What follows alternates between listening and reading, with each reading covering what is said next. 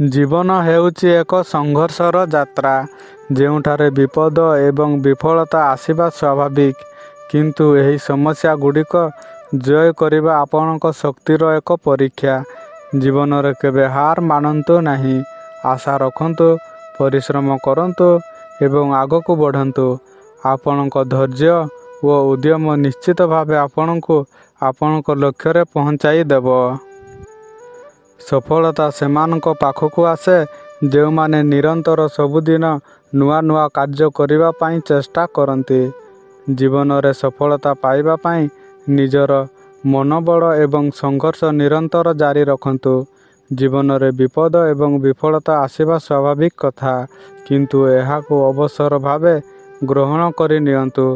ଆପଣଙ୍କ ପ୍ରତ୍ୟେକ ପ୍ରୟାସ ଆପଣଙ୍କୁ ନିଜ ଲକ୍ଷ୍ୟରେ ପହଞ୍ଚାଇବା ପାଇଁ ବାଟ ବତାଇବ। ଆଶା ଏବଂ ଧୈର୍ଯ୍ୟ ଏକ ସଫଳ ଜୀବନର ମୂଳ ଅଂଶ। କଠିନ ପରିଶ୍ରମ, କଠିନ ସଂଘର୍ଷ କରନ୍ତୁ। ଆପଣ ନିଶ୍ଚିତ ଭାବେ ଦିନେ ଆପଣଙ୍କ ସ୍ୱପ୍ନକୁ ସାକାର କରିପାରିବେ। ସଫଳତା କେବେ ଦୂରରେ ନୁହେଁ, ବରଂ ଆମର ଖୁବ୍ ନିକଟତର ହୋଇ ରହିଥାଏ। ଜୀବନରେ ସଫଳତା ପାଇବା ପାଇଁ ଆଶା, ଧୈର୍ଯ୍ୟ ଏବଂ ସଂଘର୍ଷ ଏହି ତିନୋଟି ଅତ୍ୟନ୍ତ ଆବଶ୍ୟକ ହୋଇଥାଏ। ବିପଦ କେବେ ହେଲେ ଆପଣଙ୍କୁ ରୋକିବା ପାଇଁ ଆସିନଥାଏ, ବରଂ ଆପଣଙ୍କୁ ସୁଦୃଢ଼ ଏବଂ ଶକ୍ତିଶାଳୀ କରିବା ପାଇଁ ଆସିଥାଏ। ଯଦି ଆପଣ ଆପଣଙ୍କ ଲକ୍ଷ୍ୟରେ ଦୃଢ଼ ଏବଂ ସଂକଳ୍ପିତ ରହିବେ, ତେବେ ସଫଳତା ଆପଣଙ୍କ ପାଦ ତଳକୁ ଆପେ ଆପେ ଆସିବ। ନିରନ୍ତର ପ୍ରୟାସ ଏବଂ କଠିନ ପରିଶ୍ରମ କରନ୍ତୁ। ଏହି ପ୍ରୟାସ ଏବଂ କଠିନ ପରିଶ୍ରମ ଦିନେ ଆପଣଙ୍କ ସ୍ୱପ୍ନକୁ ସତ୍ୟରେ ପରିଣତ କରିଦେବ।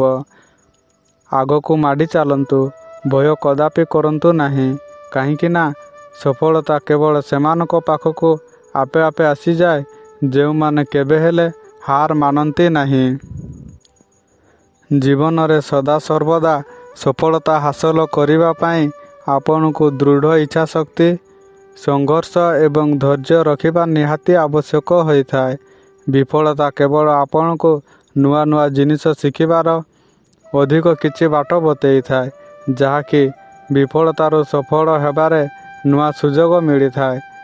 ନିଜର ଲକ୍ଷ୍ୟ ପ୍ରାପ୍ତ କରିବା ପାଇଁ ନିରନ୍ତର ପ୍ରୟାସ ଜାରି ରଖନ୍ତୁ, କାରଣ ସଫଳତା ସେହିମାନଙ୍କୁ ମିଳେ ଯେଉଁମାନେ ଦିନରାତି କଷ୍ଟ ଏବଂ ସଂଘର୍ଷ କରିଥାନ୍ତି।